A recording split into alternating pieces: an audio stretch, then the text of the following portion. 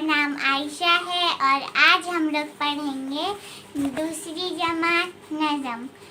ज़रा नन्हे तारे कभी पास आजा, तू अपनी चमक आके मुझको दिखा जा।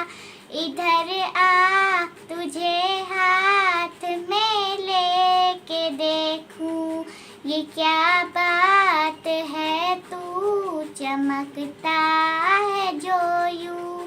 तुझे अपनी टोपी में रख लूं, इधर आ यहीं मेरी टोपी में झम झम चमकना। चमकता